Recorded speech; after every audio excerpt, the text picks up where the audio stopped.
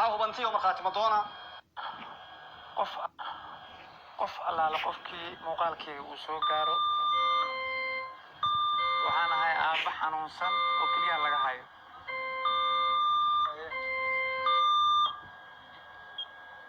waxaan ka codsan lahaa in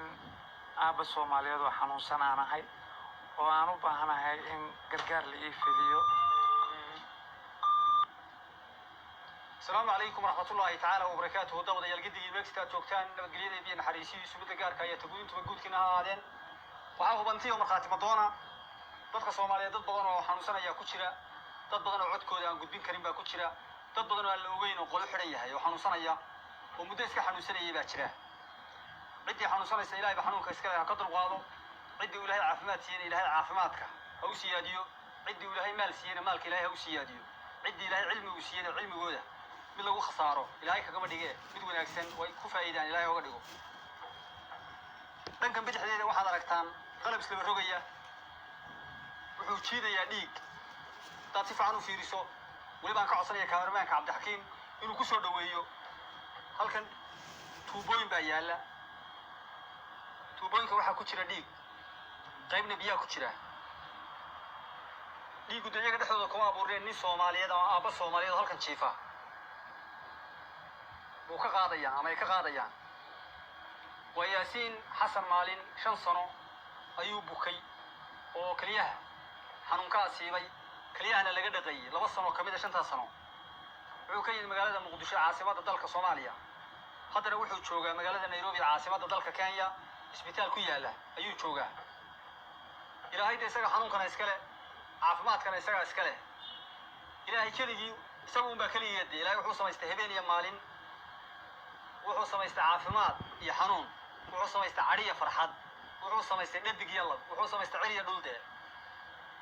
wuxuu samaystay doog iyo jilaal. Ilaahay wax kasta uu samaystay waa laba iska soo horjeeda. waxaa hubantii oo markhaati madoona muuqaalkan inuu wato dareen naxdineed. Yaasiin Xasan Maalin waa aabba Soomaaliyeed, wuxuu waran yahay ama yaala sariirta guudkeeda 7 mitir baa lagu dhaqa 2 mar baaqal uu keenaa lagu dhaqa imisa lagu dhaqay 2 sano kaliya imisa ka xumnay 5 sano haye 5 sano marka labadii ugu dambeeyay lagu dhaqay Soomaa labadan sano ugu dambeeyay la dhaqay oo aan wadankan imid kaya timid shaqada caafimaad lagu keenay caafimaad la keenay marka hore inay rajo leeyna la mooday dabadna waxa la ogaaday inay soo xarjaa lahayn marka alxamdulillah wixii Ilaahay keeno waa ku shukrinayna Soomaa caafimaadkana Ilaahay baa keena xanuunkana Ilaahay baa keena marka alxamdulillah baan leenahay waa waqti Ilaahay keena dad badan oo Soomaaliyeed oo daawanaya fara badan oo adduunka jooga dadku way caawiyaan Soomaalidu oo qofku waxay u baahan yahay moogtahay caafimaadka Ilaahay baa iska leh oo bixiya laakiin wadada loo marayo ee kulli iyagu isku dayaan inay qayb ka qaataan. dadka badan ee Soomaaliyeed ku daawanaya qaaradaha dunida kala jooga waxaad u sheegi lahayd oo ka codsan lahayd? waxaan ka codsan lahaa dadka horta bismillaahir rahmaanir rahiim dadka Soomaaliyeed dadka muslimiinta waxaan ka codsanayaa qof allaala qofkii muuqaalkeyga uu soo gaaro waxaan ahay aabba xanuunsan oo keliya laga hayo.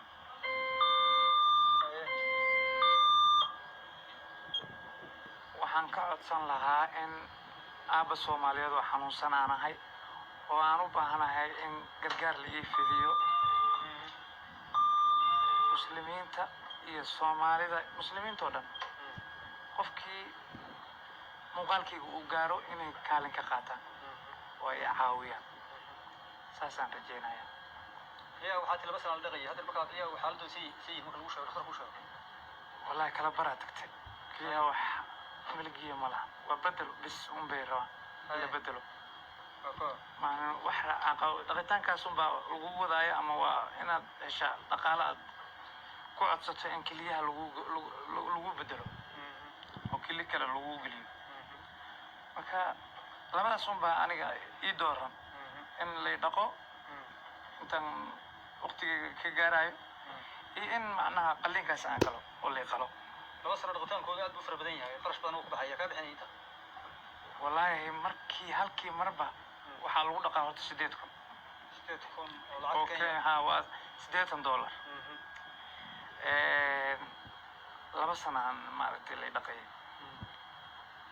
الحمد لله مركا وقتي وان سوقات مركا هذا وقتي جوا اسكا جبابسي دقالة مجران وحن كل سنة يا إن قرب لي سيو لي عاوي مسلمين تي عاوية وش عروق وجوكتا شن حاجة شو مقدشو صوماليا حاجة شغل تبري ولا ضروري بعض صاحب يال إلهي إن كراميو دمجين يا كوالد كين بدي أما دمجين يا دمج والد كين كوالدين تيم إلهي هدافو إن مغالبة بكترين بدن يا وهو بنتي تبغى صوماليات وملقية ماموس نجم بدن والدنيا كلها شوجا